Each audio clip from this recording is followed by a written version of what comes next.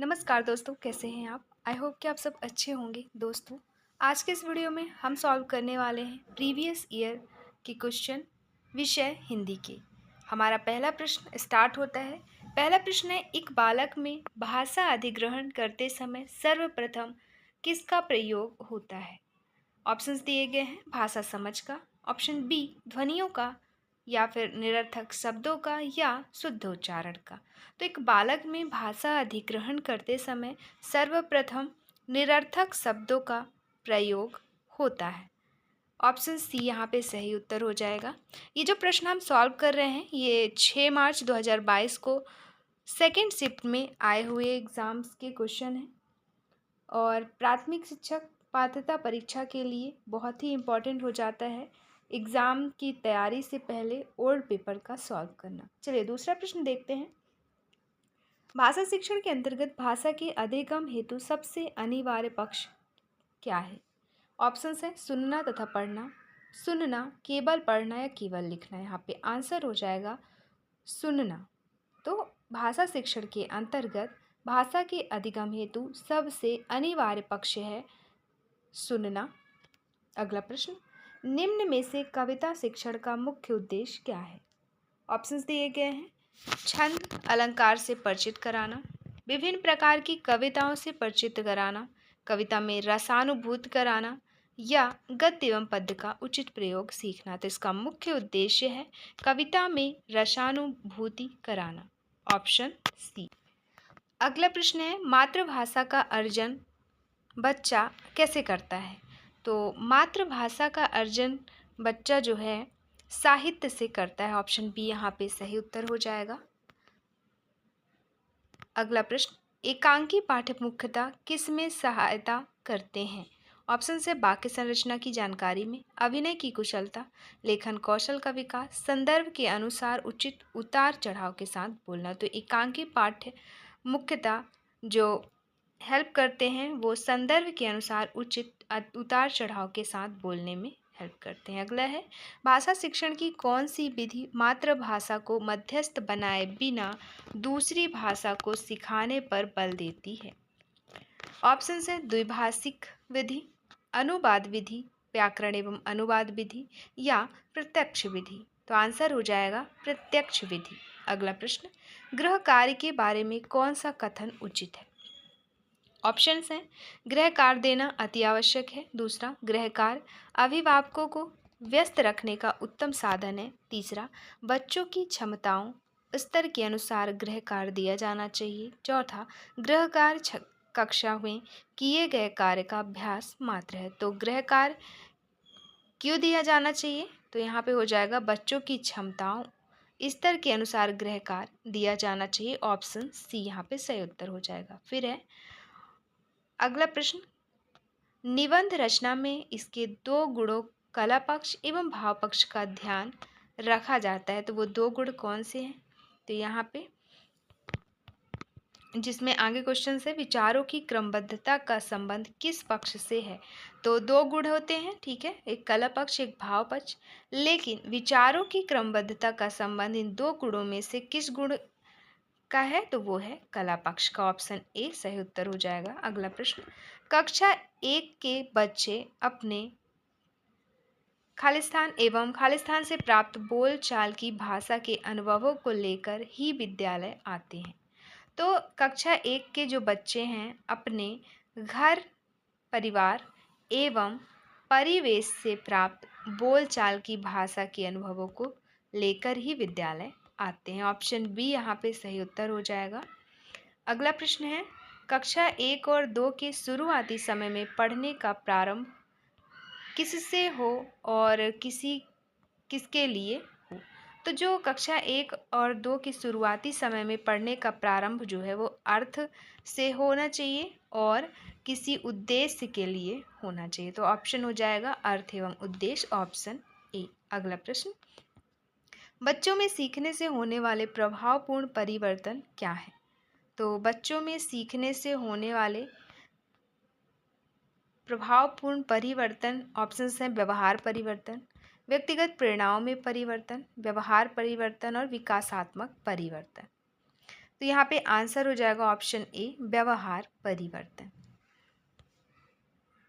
अगला प्रश्न, निम्न में से मुहावरे लोकोक्तियों का प्रयोग क्या है? तो ऑप्शन से भाषिक अभिव्यक्ति को प्रभावी बनाता है, तो दूसरा भाषिक अभिव्यक्ति को प्रभावी बनाता है, तीसरा भाषा शिक्षण की को दूषित करता है, चौथा भाषा की अभिव्यक्ति को दुष्प्रभावी करता है।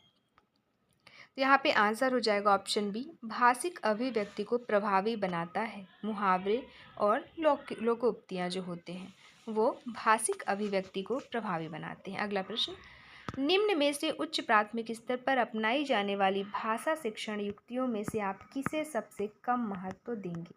तो यहाँ पे ऑप्शंस हैं, अधूरी कहानी को पूरी कर सुनाना तथा लिखना, दूसरा अनौपचारिक पत्र लेखन, तीसरा औपचारिक पत्र लेखन, चौथा चित्र दिखाकर कहानी लिखना।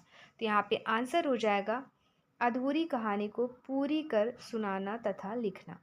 उच्च प्राथमिक स्तर पर अपनाई जाने वाली भाषा शिक्षण युक्तियों में से सबसे कम महत्व इसी को देंगे। अगला है, पाठ्य पुस्तक के अंत में दिए गए अभ्यास ऐसे हों जो ऑप्शंस हैं, व्याकरण का ज्ञान कराते हों, तो अंत की बात की जा रही है, या फिर दूसरा भाषा की बारीकी और सौंदर्य को उद्घाटित करते हों, तीसरा भाषा की संरचना का यांत्रिक अभ्यास कराते हों, और चौथा भाषा के प्रश्न पत्र बनाने में सहायता करते हों।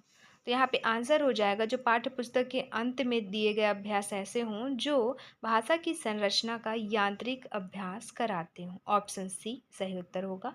अगला प्रश्न, भाषा शिक्षण में शिक्षण अधिगम सामग्री का प्रयोग ऑप्शंस दिए गए हैं, भाषा शिक्षक को रोचक बनाता है, दूसरा संकल्पनाओं या विषय को स्पष्ट करने में मदद करता है, तीसरा विशेष आवश्यकता वाले बच्चों को भी भाषा सीखने में सुविधा मुहैया कराता है, या उपर्युक्त सभी। तो यहाँ पे आंसर हो जाएगा उपर्युक्त सभी भाषा शिक्षण में शिक्षण अधिगम सामग्री का प्रयोग है। अगला, निर्देश दिए गए मतलब पद्य दिए गए हैं, काव्यांश को पढ़कर पूछे गए प्रश्नों के सबसे उचित उत्तर वाले विकल्प का चयन आपको करना है। झ सलोनी सारथ छावनी, यो न छक्कास धीरे धीरे, फिसल न जाऊं छू भर पाऊं, री न थका धीरे धीरे। आगे दिया है, कंपित दीठों की कमल करो मेले, पलकों का प्यारा रंग जरा चढ़ने दे, मत चूम नेत्र पर आ मत जाए अषाढ़, री चपल चितेरी हरियाली चबकाड़, ठहर अर्श के आंचल हंस के, कसक मिटा धीरे धीरे, झट मूंद सुनहाली धूल, बचा नैनों से मत भूल डालियों के मीठे वैनों से। फिर आगे, कर प्रकट विश्व निधि रथ इकठलाता, लाता यह कौन जगत के पलक खोलता आता, तू भी यह ले रवि के पहले, शिखर चढ़ा धीरे धीरे। तो ये है काव्यांश। अब इससे क्वेश्चन है कई सारे जिसके आंसर आपको इसी काव्यांश से ढूंढकर देने हैं। उपर्युक्त पंक्तियों के रचयिता का नाम बताना है, तो इसके रचयिता है माखनलाल चतुर्वेदी, ऑप्शन ए। अगला, काव्यांश को पढ़कर पूछे गए प्रश्नों के उचित उत्तर वाले विकल्प का चयन करना, तो यही काव्यांश है इसी के जो अभी हमने पढ़ा। इसका दूसरा प्रश्न है, निम्नलिखित में से धीरे धीरे शब्द व्याकरण की दृष्टि से क्या है? तो जो धीरे धीरे है वो है एक क्रिया विशेषण। अगला, निम्न में से चपल का अर्थ क्या है? तो चपल का अर्थ है दोस्तों गतिमान, ऑप्शन डी। अगला प्रश्न, निम्नलिखित में से किस शब्द का प्रयोग उपयुक्त पंक्तियों में नहीं किया गया है? रवि, रथ, कवि या छवि। तो कवि का प्रयोग नहीं किया गया इस पंक्ति में, बाकी रवि, रथ, छवि सारे ही इस पंक्ति में आपको मिल जाएंगे। अगला प्रश्न, निम्न में से कौन सा शब्द रवि का पर्यायवाची नहीं है? तो इनमें से आपका नेपथ्य जो है वो रवि का पर्यायवाची नहीं है, बाकी दिनकर, दिवाकर, मार्तंड सारे ही रवि के पर्यायवाची हैं। अगला प्रश्न, निम्न में से कौन सा वाक्य निजवाचक सर्वनाम का सही उदाहरण है? तो निजवाचक सर्वनाम का सही उदाहरण ऑप्शन ए, सलोनी तो अपने आप ही आती थी, ऑप्शन ए। अगला प्रश्न, लोकोक्ति कहीं का ईंट कहीं का रोड़ा, भानुमति ने कुनवा जोड़ा का क्या अर्थ है? तो इसका अर्थ है इधर उधर से उल्टे सीधे प्रमाण एकत्र कर अपनी बात सिद्ध करने का प्रयत्न करना। ऑप्शन सी सही उत्तर हो जाएगा इसका। फिर है आगे गद्य। अब इस गद्य के अकॉर्डिंग क्वेश्चंस दिए गए हैं, इसी में से आपको आंसर ढूंढकर लगाना है। तो गद्य आपको एक बार पढ़ लेना है, फिर क्वेश्चन सॉल्व, मतलब क्वेश्चन एक बार सारे पढ़ लेने हैं, फिर गद्य पढ़ना है, देन क्वेश्चन सॉल्व करने हैं। तो चलिए देखते हैं। पहला प्रश्न है, किस ऋषि ने अपनी अस्थियों का दान करके देवताओं को बचाया था? अब गद्य पढ़ते हैं। परोपकार ही पहली शर्तें स्वार्थ का त्याग है। समानता हर मनुष्य अपने लाभ को पहले देखता है। कहा गया है, स्वार्थ लाग करहि सब प्रीति। रिश्ते नाते भी स्वार्थ पर ही आधारित होते हैं। किसी भी काम को शुरू करने के पहले हर मनुष्य यही सोचता है, इससे मुझे क्या फायदा होगा। परोपकारी व्यक्ति वही है जो अपना हित छोड़कर दूसरों का उपकार करे। लेकिन दूसरे का उपकार करना क्या सरल है?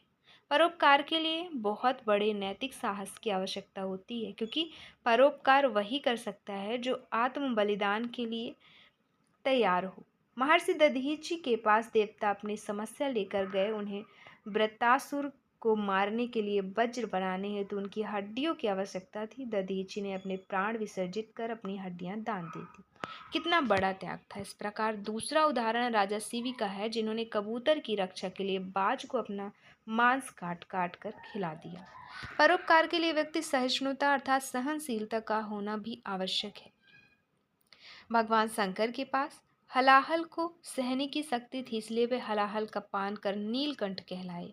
जो व्यक्ति थोड़ी सी तकलीफ या दुख बर्दाश्त नहीं कर सकता, वह भला परोपकार क्या करेगा। परोपकार के लिए कभी कभी मनुष्य को अपने स्वाभिमान का भी त्याग करना पड़ता है। पंडित मदन मोहन मालवीय ने घर घर जाकर दान मांगा और हिंदू विश्वविद्यालय की स्थापना की। तो ये था गद्य। अब इससे क्वेश्चन जो बनेंगे उसके आंसर इसी में से आपको ढूंढकर लगाने। तो प्रश्न नंबर 23 है, किस ऋषि ने अपनी अस्थियों का दान करके देवताओं को बचाया था? तो यहाँ पे आंसर हो जाएगा ऑप्शन सी दधीचि ने। अगला प्रश्न है, परोपकारी व्यक्ति होने के लिए क्या आवश्यक है? तो यहाँ पे ऑप्शन से स्वाभिमान बनाए रखना, सहिष्णुता, स्वार्थी होना या अपना लाभ होना। तो यहाँ पे आंसर हो जाएगा ऑप्शन बी सहिष्णुता। अगला, परोपकार के लिए महान व्यक्तियों ने क्या क्या किया? गलत वाक्य का चयन करें। तो यहाँ पे गलत वाक्य बताना है। पहला है, राजा शिवी ने कबूतर की रक्षा के लिए बाज को अपना मांस खिलाया, ये सत्य है। पंडित मदन मोहन ने दान मांगकर विश्वविद्यालय की स्थापना की, ये भी सत्य है। वृत्तासुर ने अपनी हड्डियों का दान किया, ये गलत है। वृत्तासुर ने दान नहीं किया था अपनी हड्डियों का, दधीचि ने अपनी हड्डियों का दान किया था। ऑप्शन डी, भगवान शिव ने हलाहल का पान किया, तो ये भी सही है। तो यहाँ पे गलत पूछा तो गलत हो जाएगा। ऑप्शन सी, वृत्तासुर ने अपनी हड्डियों का दान किया, तो यही गलत है। अगला, हलाहल का विरोधी शब्द नहीं है। तो विरोधी शब्द नहीं है आपका, यहाँ पे आंसर हो जाएगा ऑप्शन ए, जहर। अगला, शुद्ध वर्तनी वाले शब्द का चयन करें। तो यहाँ पे शुद्ध वर्तनी है ऑप्शन बी, सहिष्णुता। अगला, मातृच्छा का संधि विच्छेद करना है आपको, तो यह क्या हो जाएगा? मातृच्छा का संधि विच्छेद होगा मातृ धन इच्छा, ऑप्शन डी। अगला, शंकर का पर्यायवाची शब्द कौन सा नहीं है? तो इसमें ऑप्शन बी, मुकुंद जो है शंकर का पर्यायवाची शब्द नहीं है। बाकी शंभु, भूतेश, नीलकंठ सारे ही शंकर के पर्यायवाची शब्द हैं। अगला प्रश्न है, गद्यांश का उचित शीर्षक क्या है? तो इसका उचित शीर्षक हो जाएगा परोपकार, क्योंकि हर पैराग्राफ में परोपकार वर्ड आपको मिल जाएगा, इसीलिए इसका उचित शीर्षक ही परोपकारी होगा। तो ये रहे पूरे 30 क्वेश्चन। अब बाकी के क्वेश्चन नेक्स्ट वीडियो में देखेंगे। तो जितने भी शिफ्ट में एग्ज़ाम हुए हैं 2022 में, सारे ओल्ड पेपर के क्वेश्चन हम करवाने वाले हैं। ये आज चौथा वीडियो था। तो आगे भी जितने भी शिफ्ट के हैं क्वेश्चन सारे हम अपलोड कर देंगे। तो एक एक बार ज़रूर आप देख कर जाएं, क्योंकि आप इसे जब देखेंगे तब तो आपको तैयारी करने का एक आइडिया मिलेगा कि क्वेश्चन कैसे आते हैं। तो कोई भी तैयारी, किसी भी एग्ज़ाम की तैयारी करने से पहले सबसे पहले ओल्ड पेपर सॉल्व करना चाहिए। इसके बाद टॉपिक सिलेबस निकलवाएं और टॉपिक वाइज तैयारी करें। इससे काफ़ी सारे आइडियाज़ मिल जाते हैं कि हमें कैसे तैयारी करना है, किस टाइप की क्वेश्चन MPPV बना रहा है। चलिए इस वीडियो में इतना ही, मिलता है नेक्स्ट वीडियो में नए क्वेश्चंस के साथ। तो अब इसका नेक्स्ट शिफ्ट का जो क्वेश्चन है उसे सॉल्व करेंगे अगले वीडियो में। इसमें इतना ही। PDF के लिए आप ज्वाइन कर सकते हैं टेलीग्राम चैनल। दोस्तों वीडियो अच्छी लगी हो तो लाइक से सब्सक्राइब ज़रूर करें और दोस्तों को शेयर करना ना भूलें। धन्यवाद।